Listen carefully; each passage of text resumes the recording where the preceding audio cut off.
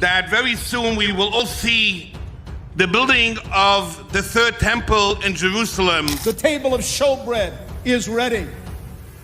The menorah is ready. All of the golden pieces are ready. The third temple is ready. Our job to bring and to build the third temple. They're also planning to slaughter 5 red cows. That paves the way for the building of the third temple, replacing the Dome of the Rock. In recent years, we've seen an increasing number of events and developments that seem to echo the prophecies of Scripture, specifically those concerning the end times. From geopolitical shifts to natural disasters, and from spiritual awakenings to technological advancements, many believers around the world are beginning to sense that something monumental is approaching. But today, we're focusing on something that is not just a sign, it may be a turning point. What's currently happening in Israel is unlike anything we've seen in decades, perhaps even centuries. After nearly 2,000 years, something extraordinary is unfolding in the heart of Jerusalem. The role of the high priest of Israel is being revived. Let that sink in. A man has already been selected, trained, and spiritually prepared to assume the sacred duties of the high priest, one of the most central and revered positions in biblical history. This development is not a mere cultural gesture or symbolic act. It is deeply tied to prophecies written over 2.5 millennia ago by the prophet Daniel, and it may carry profound implications for our generation and beyond. This moment right here, right now, is not only historic, it's prophetic. Before we explore how this stunning development connects to biblical prophecy, we want to invite you to subscribe to our channel if you haven't already. If you're someone who wants to learn more about Bible prophecy, archaeological discoveries, and the signs of the times from a faith-based and easy-to-understand perspective, then you've found the right place. We break down complex biblical topics and current events so you can stay informed, encouraged, and spiritually grounded. Now, let's delve into what the return of the high priest means, not just for Israel but for the entire world, and how it aligns with the prophetic roadmap laid out in Scripture. To fully grasp this, we need to go back, way back, to the time of the Old Testament to understand who the high priest was, and why his return now is nothing short of monumental. In ancient Israel, the high priest held the most sacred role in the religious life of the nation. He was the only person allowed to enter the Holy of Holies, the innermost and most sacred area of the temple in Jerusalem. This happened only once a year, on the Day of Atonement or Yom Kippur. On this day, the high priest would offer sacrifices on behalf of the entire nation, seeking atonement for the people's sins. The ceremony was intricate, precise, and full of deep spiritual meaning. But everything changed in 70 AD when the Second Temple was destroyed by the Romans. With its destruction came the end of the priesthood, the sacrifices, and the temple rituals. For nearly 2,000 years, there has been no functioning priesthood in Israel, no sacrificial system, no holy place, and no high priest to lead it all.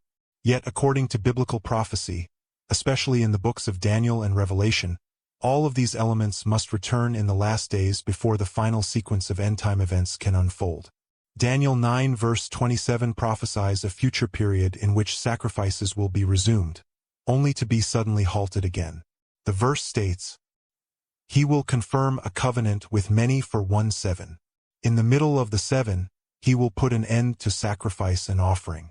And at the temple, he will set up an abomination that causes desolation." This prophecy is both chilling and precise. It tells us that a future temple must exist. Sacrifices must be taking place. And a leader, widely interpreted as the Antichrist, will eventually bring it all to a halt by desecrating the temple in a profound act of blasphemy. But this can't happen without a functioning priesthood. And you can't have a functioning priesthood without a high priest to lead it. That's why this new development in Israel is so significant.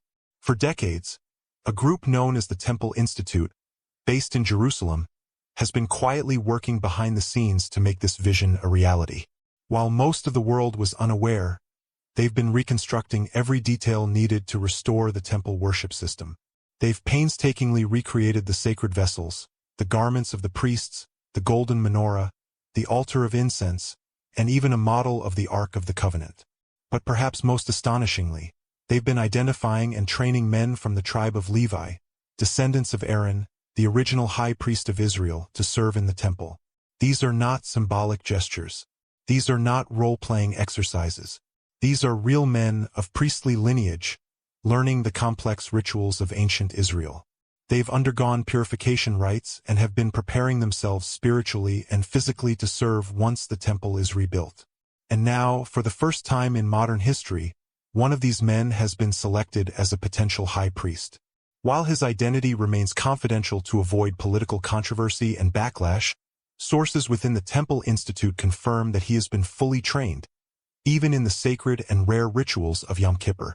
He could, in theory, step into the role immediately, should the temple be rebuilt or even temporarily reinstated for ritual purposes. This is not hypothetical. This is happening. Right now. In our time. Let's pause to reflect on that.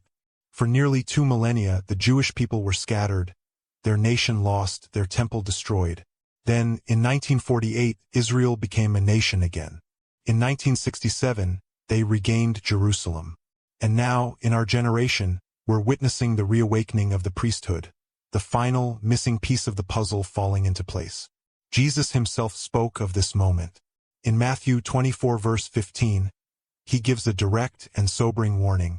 So when you see standing in the holy place, the abomination that causes desolation, spoken of through the prophet Daniel, let the reader understand. This was not metaphor. This was a prophetic marker. Jesus was pointing to a real, literal event that would occur in the last days, a desecration of a rebuilt temple, in which sacrifices have resumed. But before that can happen, everything must be in place. The temple, the altar, the priesthood, and yes, the high priest. If that individual is now prepared, then the stage is nearly set. Yet there's one more critical element that must be addressed before sacrifices can officially begin. The appearance of a red heifer, a flawless, unblemished young cow used in the ritual purification process described in Numbers 19. The ashes of the red heifer are essential to purify both the temple grounds and the priests themselves from contact with death, which renders them ritually impure. Without this purification, no sacrifices can legally or biblically be offered. And astonishingly, several red heifers have been born in recent years. Some even brought from the United States to Israel, including a few from Texas. These heifers are being raised and watched closely under strict rabbinical supervision. If they remain flawless, without even 2 non-red hairs, they will be eligible for the purification ceremony once they reach the appropriate age, usually around 2 to 3 years. And some of them are getting very close. This means that everything needed to restart the temple system is either already in place, or on the verge of being ready. The priesthood is trained. The vessels are prepared. The garments are woven. The temple blueprints exist. And now, the red heifer, the final piece of the purification process, may soon be ready for sacrifice. According to Daniel's prophecy, once this entire system is restored, a covenant will be confirmed with many, likely a treaty or peace agreement involving Israel and multiple nations. This treaty will mark the beginning of a prophetic 7-year period, often referred to as Daniel's 70th week or the Tribulation. But halfway through, the Antichrist will break the agreement, enter the temple, and stop the sacrifices. This is when the abomination of desolation takes place, a key prophetic moment that signals the beginning of Great Tribulation. So if the pieces are aligning now, what does that mean for us? It means we may be closer to the fulfillment of these events than we've ever been before. Only God knows the exact timeline. But Jesus was clear. We are to watch, to stay alert, and to not be caught off guard. Matthew 24 verse 42 says, "Therefore keep watch, because you do not know on what day your Lord will come."